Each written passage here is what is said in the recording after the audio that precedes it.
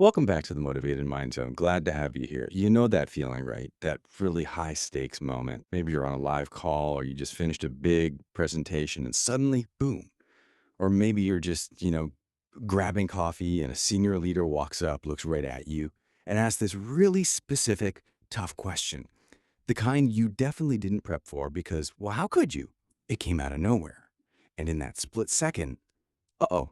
It's like an internal earthquake starts. Your brain just hits the panic button, heart pounds, and instead of that smart, concise answer you know you're capable of, you hear yourself talking and you realize, oh no, I'm rambling, just cycling through ideas, irrelevant facts popping out, loads of filler words basically sounding completely lost. That panic, the scramble, the verbal mess. It's universal, and man, it can crush your confidence for the whole day. Well, today we're skipping the whole how to recover part and jumping straight to the fix, a tactical solution. Our sources today give us this really practical antidote to the ramble. It comes from the communication skills teacher, Vin Jiang. So our mission for this deep dive, we're going to break down and really get into this 3-2-1 speaking trick. It's not just some clever gimmick. It's a framework, right? Designed specifically to train your brain to, like, stop that scramble, organize thoughts under pressure, and give clear, structured answers instantly, turning that internal chaos to immediate clarity. That's the goal.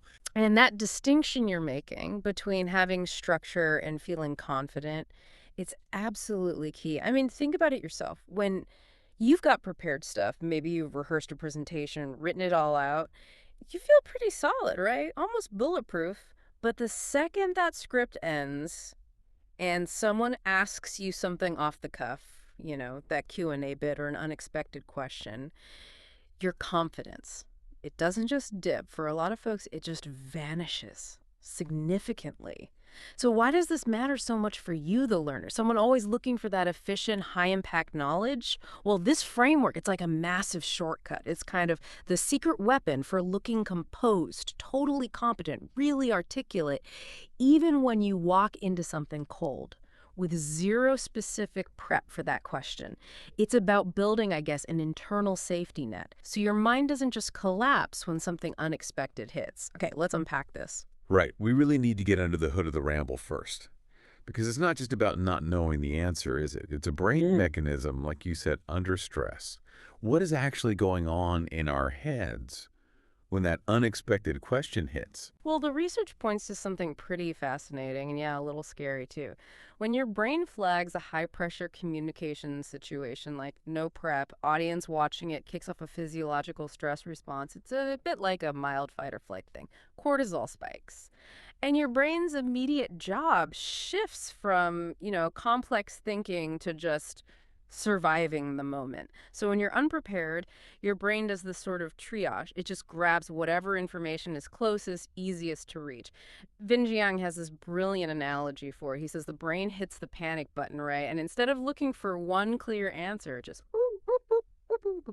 opens like a dozen browser tabs in your head all at once, just scrambling for any bit of data, any phrase, any piece of some old conversation, anything that seems remotely relevant. Ah, okay. So it's information overload, but then layered with serious stress. And the real kicker is the moment you start saying those scattered thoughts out loud, Yeah. before your brain's had any chance to sort them out, filter them, structure them, that is the ramble. You're not actually answering. You're just broadcasting your messy internal brainstorming. Thinking out loud, basically. Zero filter. And the result, it's disorganized, totally unconvincing, and just confirms that awful feeling inside that you're, well, incompetent in that moment. Exactly. And that emotional hit, that's why this whole thing is so common and feels so bad. It's like a downward spiral. The lack of structure leads to the ramble. The ramble makes you feel terrible and look unconfident, and that feeling just makes you dread the next spontaneous question even more. The result of that mental overload. It's those classic communication fails. We just go blank, right? Or you get tongue twisted trying to jump between 50 different thoughts. Or you don't say anything coherent because you're cycling internally way too fast to form actual sentences. which just hammers home why frameworks are so vital. They're the structural safety net you absolutely need. If you don't have the prepared content, you haven't rehearsed that specific answer, you have to fall back on a prepared structure. It's Yeah. non-negotiable, really. The structure is like a cognitive GPS. When you know the basic shape of a good answer, say, a three-step process, your brain stops that frantic scramble for random facts. Instead, it starts efficiently filling in the blanks of that structure you already know. Yeah. It's just smarter resource management for your brain. And this leads us to that statistic you mentioned earlier, which is genuinely shocking when you think about it. It really highlights the value of something as simple as 3-2-1. The source material points out that in communication workshops, fewer than 10% of the people there said they regularly use any kind of framework when they speak spontaneously. Wait, hang on. Less than 10%. So 90%, more than 90% of professionals are walking into high-stakes, off-the-cuff moments, Yes. winging it, relying purely on raw brain power, memory, and just hoping it works out. That's exactly it. And relying on that raw recall, that hope for spontaneous genius, that's precisely why rambling is the default for so many people. I mean, if you're trying to invent the structure and the content simultaneously under pressure in like 3 seconds, you're probably going to fail most of the time. The 10%, they're using structure to handle the organizational load. That frees up their mental energy to actually deliver the content. Well, if you're in that 90%, you're basically carrying this huge professional risk every single time someone asks you an unexpected question. Wow. That statistic it's staggering. It makes this simple fix seem almost obvious, yet hardly anyone uses it. It's not about being smarter then. It's about being structurally ready. And the cost of being in that 90% group is your credibility, your authority, eroding bit by bit with every ramble. Okay, so the specific tool we're focusing on today to get out of that 90% club is this 3-2-1 framework. Right. The 3-2-1 framework. And the nice thing is the name itself tells you how it works. It's its own little instruction manual. Genji Yang calls it fantastic, and I think it's because it's so immediately clear and, well, useful. Yeah, and its uses are really broad, which is great for you, the learner. You can use it for, say, planning quick social media posts or handling Q&As effectively, or really anytime you've got minimal prep time, which, let's be honest, in today's fast-paced world is, well, most of the time, isn't it? Okay, so let's break down the components clearly because they're like 3 different paths your brain can take to organize a thought super quickly. First, the 3-point. That stands for 3 steps. So the structure is based on sequence, process, or maybe time. Then, the 2. 2 types or 2 ways. This is about categorizing things or maybe showing a contrast, a dichotomy. And finally, the 1. The 1 thing. This is structure based on finding that single core essence or the main point, the key value. And interestingly, often the fastest way in for a brain that's kind of freaking out is actually starting at the bottom with the one thing. The whole point of the one thing is just immediate focus, pure and simple. It gives your brain something solid to grab onto right away, stopping that internal meltdown before it starts. All you need to do is find the single most important, specific, high-value point you can make about whatever the topic is. And to really get why this works, think about the chaos it stops. Like the source mentions, if someone asks you about, I don't know, this pen, the unstructured brain goes nuts, right? Is it red? Does it write okay? Is it pricey? Eco-friendly? Who uses it? Just spiraling. That leads to analysis paralysis and then, inevitably, the ramble. Right. But the one thing just cuts straight through all that noise. So if the topic is the pen, the one thing could be it's the most durable pen on the market, lasts 5 times longer than others. Boom. Simple. Done. What's fascinating here is how it shifts the brain's mode, addressing that psychological panic directly. We go from browsing, desperately searching through 1,000 options for the perfect answer to executing. The brain just delivers the first good, structurally sound answer it finds using that one thing focus. It narrows everything down instantly. And that saves huge amounts of cognitive energy that would otherwise be wasted just trying to filter and prioritize. That shift. Browsing to executing. And that's a really powerful idea. Yeah. But let me push back a bit here. Isn't there still a challenge? Don't you still have to pick which structure, the 3, the 2, or the 1 in those few seconds? Could that choice itself cause its own kind of paralysis? That's a really sharp question. And yeah, it points to why a little bit of practice helps make this automatic. The beauty of 3-2-1 there is that you don't have to use the whole sequence. And the choice is often kind of prompted by the topic itself. Like, if the topic is clearly a process, how do you do X? Your brain naturally goes towards 3 steps. If it's about comparison or definition, what's the difference between A and B? 2 types is often the easiest fit. And if it's more about an opinion or value, why is X important, or what do you think of Y? The brain often defaults straight to the one thing. So it's not one overwhelming choice, you see. It's more like 3 potential pathways. And the practice is about recognizing which path feels easiest or most natural for the given topic really quickly. Okay, that clarifies it. It's about finding the path of least resistance in the moment. Mm-hmm. So once you've got that anchor with the one thing, or maybe if the question naturally leans towards categories, you move to 2 types ways. This feels like it taps into something fundamental, doesn't it? Our tendency to categorize, to see things in pairs. Absolutely. The 2 types gives you instant structure and balance. You force yourself to divide the topic into 2 clear, distinct buckets, and that makes the whole idea immediately easier for your listener to grasp. For example, topics financial investment. Okay, 2 types could be short-term cash flow and long-term growth. Topics leadership, maybe inspiring the vision and managing the execution. It just creates this immediate, neat framework that sounds really professional, really thought through, even if you just came up with it seconds ago. And then the final piece is the 3 steps. Mm-hmm. The linear process-driven structure. Yes.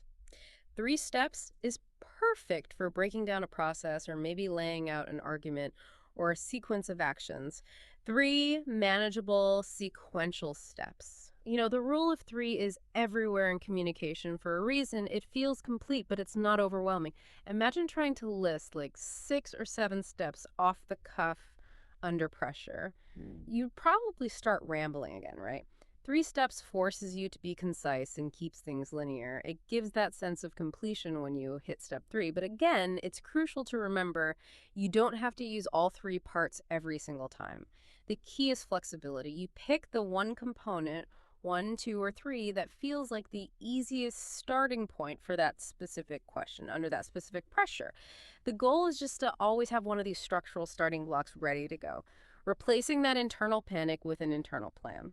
Okay, theory is great, but seeing it in action is where it really clicks. So let's dive into those case studies from the source material, starting with that random avocado test. So in the workshop, the audience just throws out a totally random, everyday topic, avocados. Which is perfect, right? Because it simulates that deer in headlights feeling when a completely unexpected topic lands on you. Yeah, and this challenge is really designed to show the brain's organizing power once you give it a clear task, a structure. The instructor didn't mess around with, like, describing the color or texture. He went straight for the one thing, the most relevant, high-value point for a specific audience, probably thinking about health trends. And the response was immediate.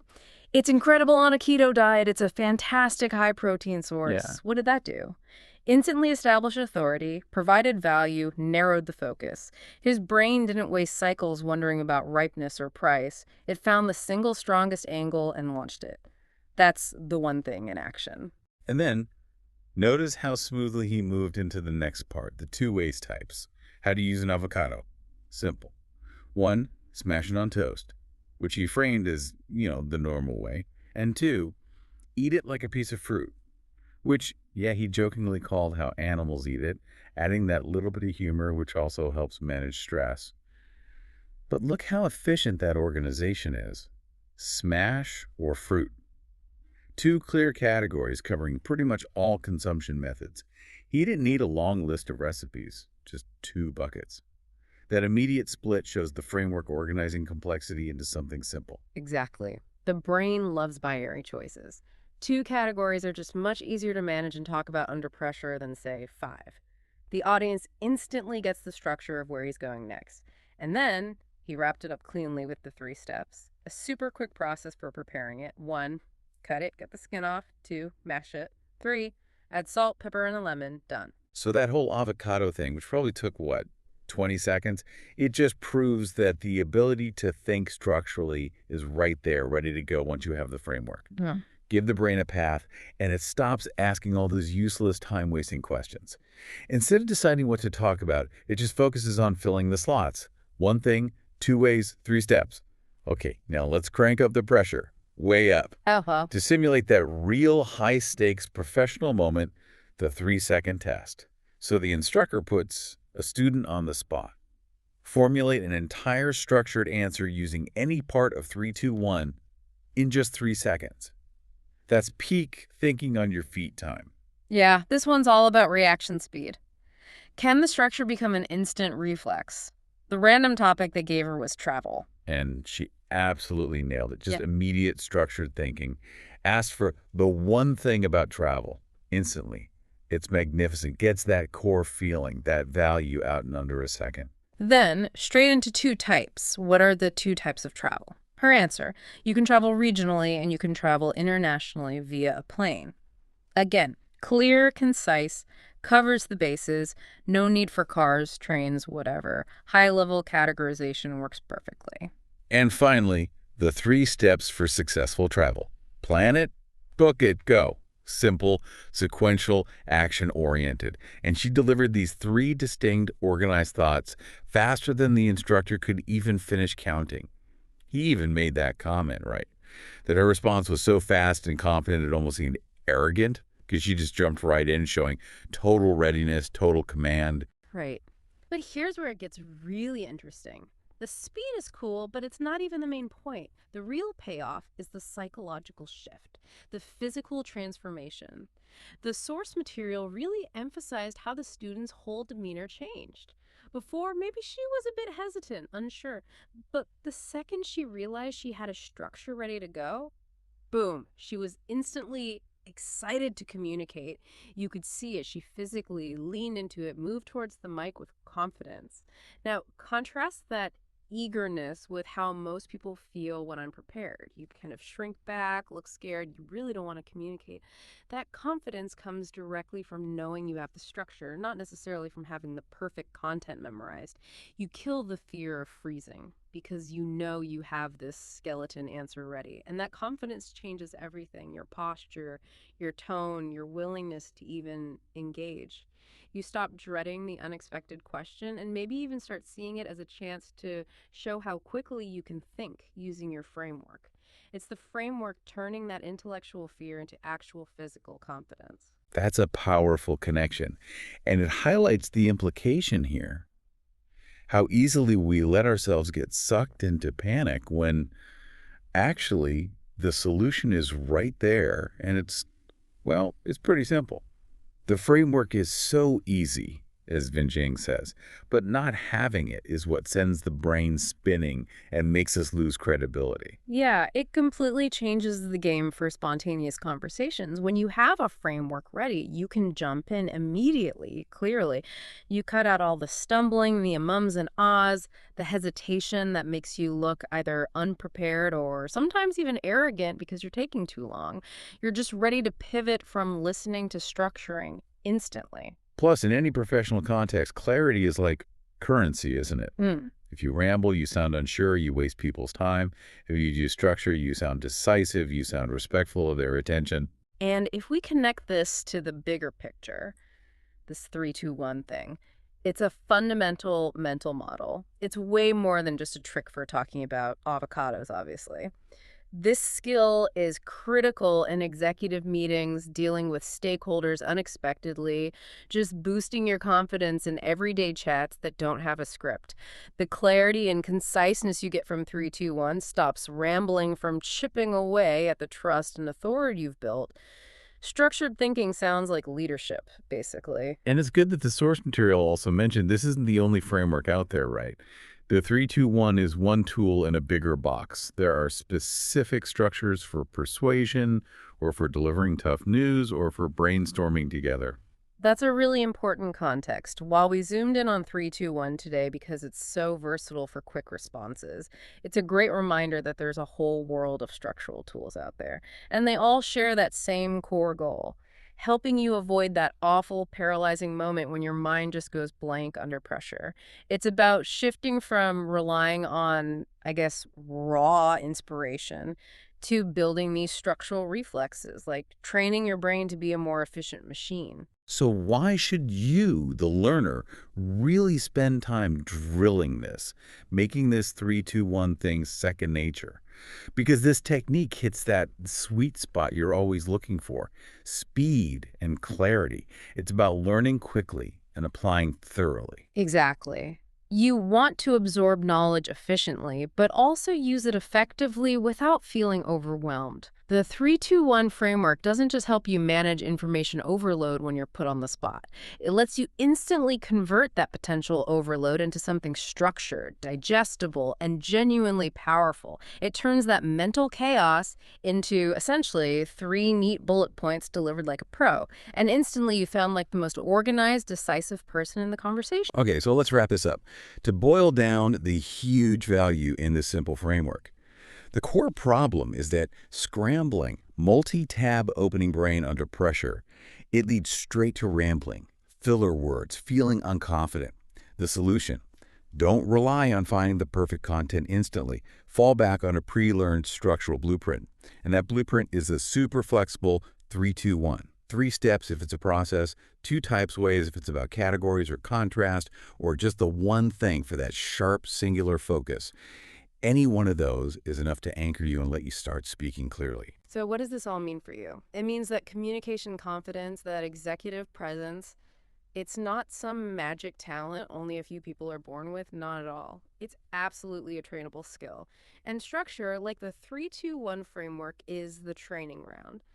By giving your brain this ready-made blueprint, you eliminate that huge mental tax of trying to organize on the fly. And here's something to think about as you go about your day. That student in the source material. She structured a complete, coherent answer about travel in less than 3 seconds.